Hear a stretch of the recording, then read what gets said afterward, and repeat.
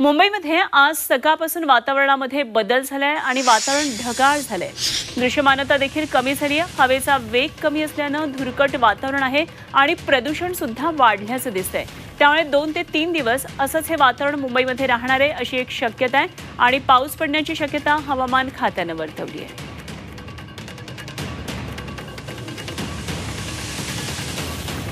तर मुंबईमधलं वातावरण बदललेलं आहे, पाऊस पडण्याची शक्यता निर्माण झाली आहे। तर दादर समुद्रकिनाऱ्यावरून आढावा घेतलाय आमचे प्रतिनिधी मनोज कुलकर्णी यांनी।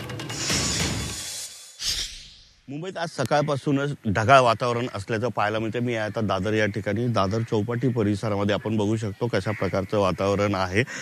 काल संध्याकाळपासूनच मुंबईतलं जे वातावरण आहे ते ढगाळ झालं होतं आणि आज सकाळपासून मात्र त्यामध्ये भर पडल्याचं पाहायला मिळते। त्याच्यामुळे जे धुरकट वातावरण आहे ते निर्माण झाल्याचं पाहायला मिळते आहे। एकंदरीतच गेल्या काही अमृत नोनी आर्थो प्लस ये एक प्रूवन फॉर्मूला है। इसमें मौजूद नोनी फल के गुण और आयुर्वेदिक जड़ी बूटियां शरीर को जरूरी पोषक तत्व देने के साथ साथ हड्डियों और जोड़ों के घिसने, उनमें होने वाले सूजन और दर्द को रोकने में मदद करता है। दर्द मुक्त जीवन के लिए अमृत नोनी ऑर्थो प्लस। दिवसामध्ये मुंबई आणि महाराष्ट्राच्या अनेक भागामध्ये वातावरणात बदल झालेला आहे। मुंबईत उन्हाचा तडाखा गेल्या 2-3 दिवसापासून वाढला होता आणि महाराष्ट्रात इतर ठिकाणी पाऊस, गारपीट अशा प्रकारचं वातावरण निर्माण झालेलं होतं।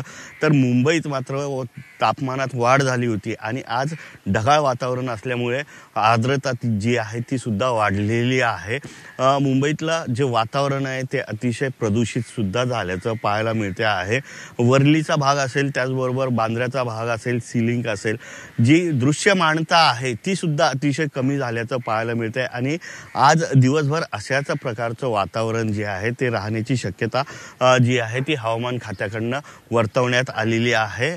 1 मार्च आहे आणि मार्च महिन्यापासूनच मुंबईतली उष्णता वाढायला सुरुवात होते आणि त्याचाच परिणाम म्हणून आता ही उष्णता सुद्धा वाढण्याची शक्यता आहे। व्हिडिओ जर्नलिस्ट अशोक सोनावणेचा मनोज कुलकर्णी, G24 तास, मुंबई।